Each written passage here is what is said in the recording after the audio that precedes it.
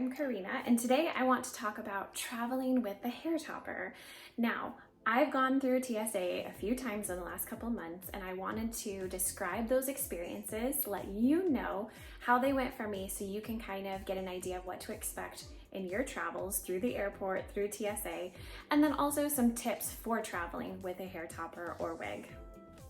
So the very first time I traveled with a hair topper, my first time going through TSA with a hair topper, I was traveling with friends. Now, some of them knew I wore toppers, but some of them didn't. So this was really an experimental trip for me. I had to go through one smaller airport and one major airport, just so that you know. And what I decided to do, I decided to wear a beanie. Since it was around winter time, it was snowing out where we were going. So I thought, okay, perfect. I'll wear a beanie. We'll see how it goes. So I go through TSA, I have my beanie on. They didn't ask me to take off my beanie before going through the scanner. It was one of the scanners where you do this thing and it feels all awkward. So I go through it and then they pause. They have me pause for a second. I'm like, oh no, here it comes. And they were like, ma'am, can you please remove your beanie? And I was like, okay, perfect. Here's a little hint, by the way, as you're removing a hat or a beanie and you're doing it in front of people and you want to make sure it doesn't mess up the way your topper looks, I like to hold on to my hair right here and you can just pull up and off of your head. So I took off the beanie, then what they did was they asked to look at the beanie. So they examined the beanie and then gave it back to me and they said, thank you. So that was a huge relief. They didn't make me take it off. They didn't ask me anything about my hair, which was great. They didn't really even pay attention to my hair at all. They were more interested in the beanie. So I did that on both the flight to and from my destination. Didn't have any other issues. Both times they asked me to remove the beanie, I did, they looked at it, and then let me go on my way. Now the second time I traveled with my hair topper, I didn't want to wear a hat or a beanie. I wanted to see what would happen if I didn't have anything else on top of my head. And I was traveling solo this time. I felt a little bit more comfortable experimenting just to see what would happen. So I went ahead, I did the normal, take off the jacket, take off the shoes. I don't have pre-check or anything fancy. I had to do the scanning thing again.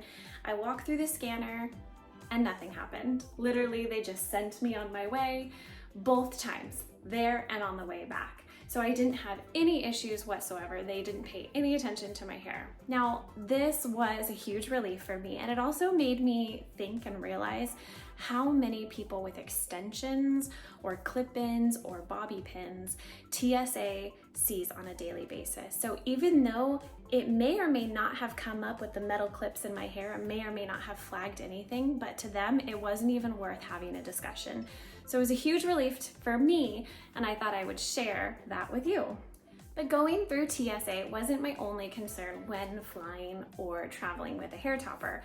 I needed to know what I was gonna do once I got there with my topper, how to pack it, and how to style my hair so that it still looked good when I was going out with friends. I do recommend traveling with an extra hair topper and putting that in a bag of some kind. Now, it doesn't have to be a fancy bag. I particularly like this one. You can simply use a Ziploc baggie. And usually what I do when I'm packaging up my hair, I use the little packaging that it comes in and the hairnet that it comes with. Oftentimes your hair toppers and your wigs will come with these things. You can simply wrap it up, cover it with the hairnet, and then stick it into your bag, and that will keep your hair protected and it will help keep the curl intact. Now, when you get to your final destination, I do recommend that you take your topper or your wig out of the bag and you hang it up. Now, you don't have to have a fancy portable wig stand, although they are quite nice to have because these do collapse all the way down so they can lie flat in your packaging, which is great. But if you don't have one of these, you can just simply hang it up on anything in your hotel room or in your final destination. Do always remember to bring basic styling tools like a curling iron or a straightener in case you have experienced like a weird kink in your hair or anything like that. You want to be able to have at least one styling tool to help fix your hair if you're having any issues. Now, I normally use like a hair building fiber right here at that transition between my bio hair and the topper. However, when I am traveling with fibers is not fun. They tend to get all over the place. So I don't suggest traveling with a fiber like this.